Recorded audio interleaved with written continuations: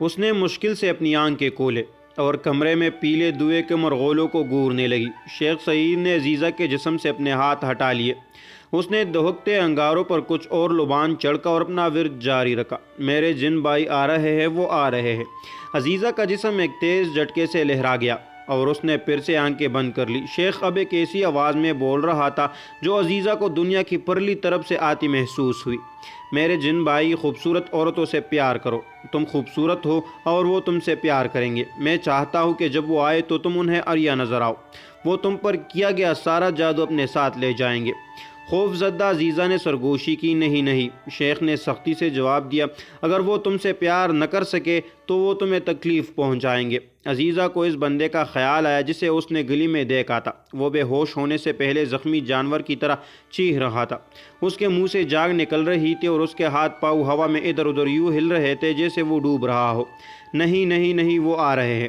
لبان کی باز اور تیز ہو گئی۔ عزیزہ اب زور زور سے سانس لے رہی تھی۔ شیخ سعید چلایا، آؤ بابرکت بھائیو آؤ۔ عزیزہ نے مدھم لیکن خوشی بھرے قہقہے اور ایسے الفاظ سنے جنہیں وہ سمجھ نہ پائی۔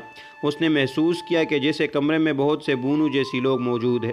وہ بار بار کوشش کے باوجود بھی اپنے آنکھیں نہ کھول سکی۔ اسے اس مخلوق میں سے ایک کی گرم سانس اپنی چہرے پر محسوس ہوئی۔ ایک نے اس کے نچلے ہونٹ کو قابو کر رکھا تھا اور اسے چوسے جا رہا تھا۔ اسے اپنی ننگی کمر کے نیچے قالین کردار لگنے لگا۔ لبان کا دھواں اکٹھا ہوا اور اس نے ایک آدمی کی شکل اختیار کر لی جس نے اسے بازو میں سمیٹ رکھا تھا اور جو اپنی بوسوں سے اسے مدہوش کر رہا۔ جیسے ہی اس نے منہ نے اس کے ہونٹ چھوڑے، اس کے خون میں ایک جنگلی آگ ابھری اور اس کے سارے جسم میں پھیل گئی۔ عزیزہ ہامتے ہوئے حرکت کرنے سے بھی ڈر رہی تھی۔ پھر اس کا خوف آہستہ آہستہ ختم ہو گیا اور اسے دھیرے دھیرے خوشی کے کنوں کے احساس کا تجربہ ہونے لگا۔ وہ سفید تاروں، گہرے نیلے آسمان، پیلے میدان اور آگ اگلتی لال سورج کو دیکھ کر مسکرائی۔ اسے دور بہتے دریا کے پانی کی آواز آئی، لیکن یہ دریا زیادہ دیر دور نہ رہا۔ وہ لطف سے ہنسی۔ اداسی ایک ایسا بچہ تھا جو اس سے دور بھاگ رہا تھا۔ اب وہ بلوغت پا چکی تھی۔ ہمسائے کے بیٹے نے اسے گلے لگایا اور اس کا بوسہ لیا۔ نہیں نہیں، یہ شرمناک حرکت تھی، ویسے ہی جیسے تانبائی کے کارندے نے اسے اس وقت کی کچھ روٹیاں دی جب وہ اپنے گھر کے دروازے میں کھڑی تھی۔ پھر اچانک اس نے ہاتھ بڑھایا اور اس کی چھوٹی چھوٹی چھاتیوں میں سے ایک چوچی مروڑ ڈالی۔ اسے درد ہوئی۔ وہ غصے میں آئی لیکن مضطرب بھی ہوئی۔ اس کا ہاتھ کہاں ہے؟ آہ، یہ یہاں ہے۔ اس کا ہاتھ ایک بار اس کے جسم پر تو چھو رہا تھا۔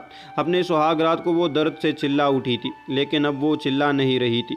اس نے دیکھا کہ اس کی ماں خون سے بھرا رومال لیے کھڑے ہیں اور اس کے رشتہ دار اسے تجسس سے دیکھ رہے ہیں۔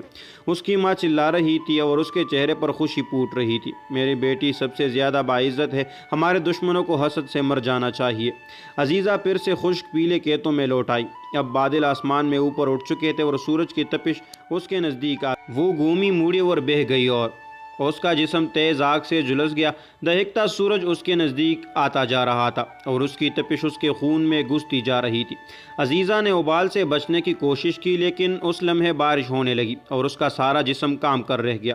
کچھ دیر بعد شیخ سعید عزیزہ کے ننگے بدن سے دور ہٹ گیا اور کھڑکی کی طرف بڑھا۔ اس نے پردے ہٹا دیے۔ کمرے میں دن کی روشنی کا سیلاب امڑایا جس نے عزیزہ کے سفید چمڑی کو اجلا دیا۔ عزیزہ بے چین ہوئی۔ اس نے آہستگی اور احتیاط سے آنکھیں کھولی اور سورج کی روشنی کے اجلے پن پر حیران ہوئی۔ وہ اٹھ بیٹھی۔ اسے خوف کا احساس ہو رہا تھا۔ شیخ سعید نے کہا، فکر نہ کرو، میرے جن بھائی جا چکے ہیں۔ تکی ماندی اور شرمندہ عزیزہ جھکی بیٹھی رہی۔ اس نے اپنے لباس کا کونا پکڑا۔ اس کا دل چاہ رہا تھا کہ وہ دیر تک وہی بنا ہلے جلے آنکھیں بند کیے لیٹی رہے۔ شیخ سعید نے اپنے ہاتھ کے پشت سے منہ پونچھا اور اسے کہا، ڈرو مت، وہ جا چکے ہیں۔